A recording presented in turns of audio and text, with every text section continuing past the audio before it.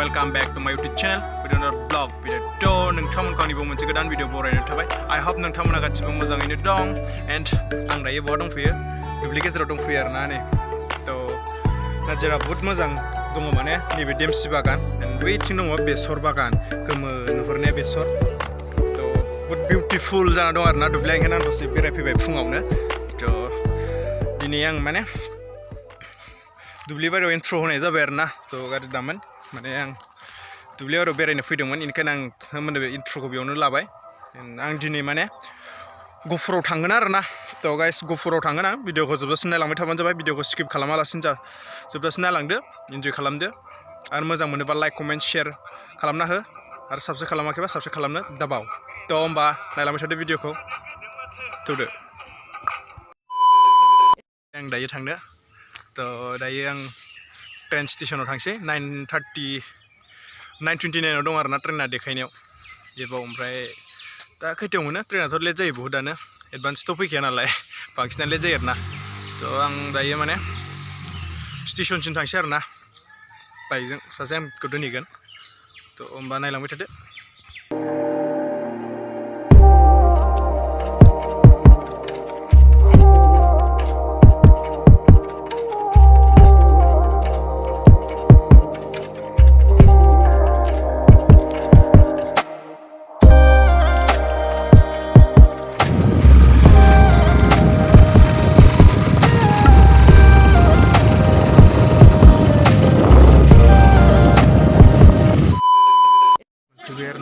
Udalguri स्टेशनाव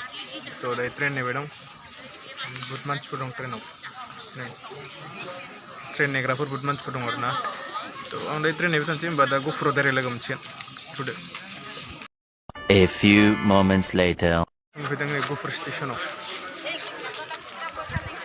स्टेशनाव मोनफैयो आरोना दायो हारसिं ओंखारना दं एथिं जाम जाना दंजोबो माने टेस्ट खालामदो कभिडनि मास्कफोर नायदो गानदोंना गानाखै तो फाइनली स्टेशनाव माने कभिड टेस्ट खालामदों आरोना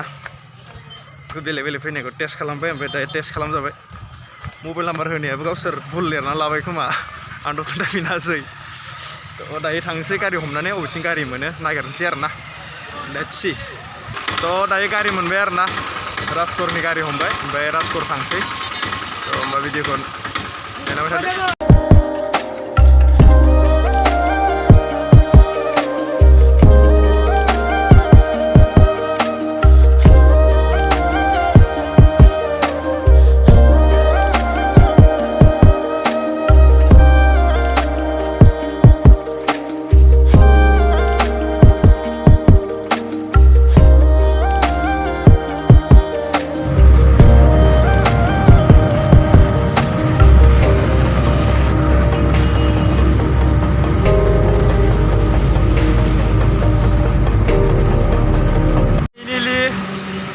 राजकरनि सुमलिगुरि गामियाव मोनफैबाय आरोना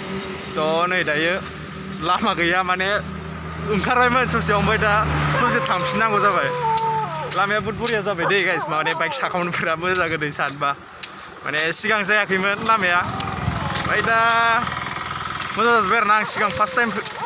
फैदोंमोन बे लामायाव फार्स्ट टाइम फैनायाव माने बानायगासिनो दंमोन वानल' जादोंमोन दा जाजोब्बाय आरोना क्लियार बानायनायाव तो मोनफैबाय आरोना दिनै आं तो आं जायगा एक्सप्लोर खालामनाय एबा देखायगोन दे नोंसिनो भिडिअखौ साबस्क्राइब खालामनानै दोनबानो जाबाय आरो नटिफिकेसनखौ दाबायना दोन मोनफैबाय आरोना नै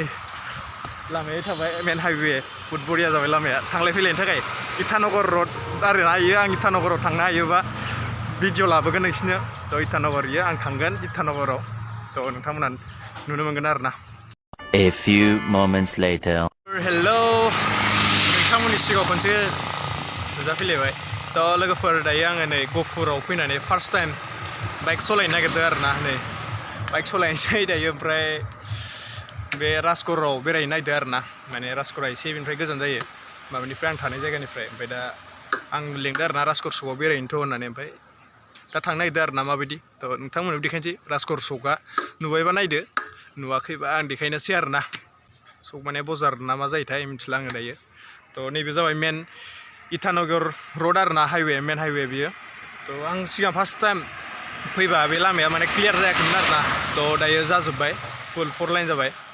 जेबो टेनसन गैला आरोना बाइकजों फैनोबा फैनो हासिगोन थ' आं दायो नैबे आं दा थानाय गामिया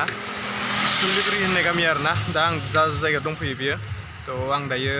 थांनोसै थ' होमबा let's see first time ride खालामसै गहपुराव थौदो होमबा राजकर सगा राजकर ने बेनो आं नोंसिनो देखायनो होननाया नै थ' नायदो आं बेरायजोबला आरोना थ' बेखिनिखौ नायदो दायो अरुणाचलाव बेरायनो नागिरदो ससे थ' होमबा अरुणाचलाव बेरायलांसै दिफुआव फिल आप खालामफैदो आरोना थ' एसे अरुणाचलाव बेरायहैनि मोनायाव गाबोन आं एपिसड पार्ट 2 लाबोगोन थ' नोंथांमोना नेना थाबानो जाबाय आरोना भिडिअखौ एपिसड पार्ट 2 लाबोगोन आं अरुणाचल इटानगराव बेरायनायखौ थ' दिनै आं देखायला एसेबांल'सै